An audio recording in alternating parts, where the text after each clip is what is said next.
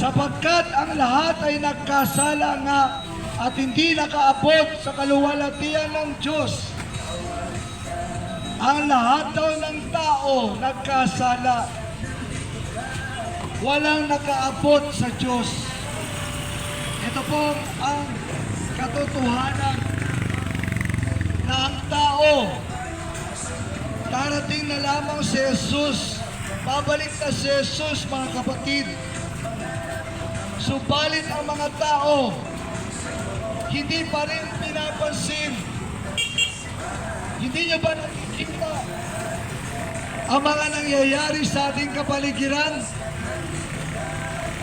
Yung wildfire sa Los Angeles, yung mga snow sa ibang bahagi ng Amerika, yung mga baha sa iba't ibang panig ng daigdig, yung mga paglindol, kamakailan, luminto sa Pilipinas, di po ba?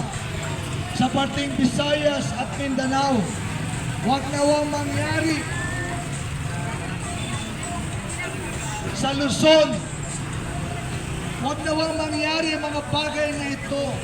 Subalit kapag ang tao patuloy na nagkakasala, parang sinasabi nila,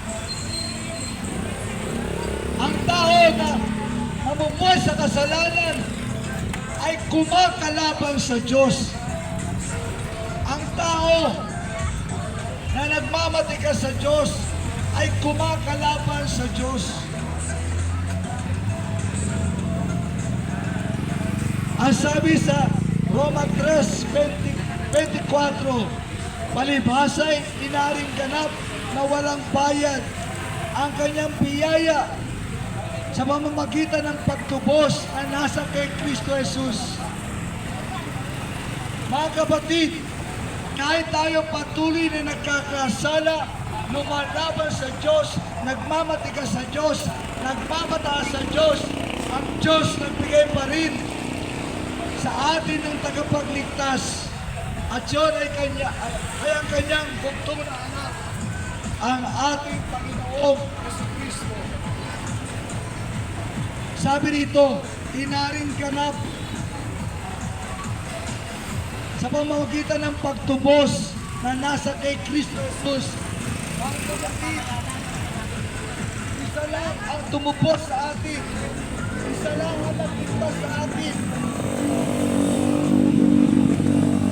Walang ibang tumubos sa ating mga kasalanan. Walang ibang nagpatawad sa ating mga kasalanan, kundi ang pangalan ng Panginoong Jesucristo.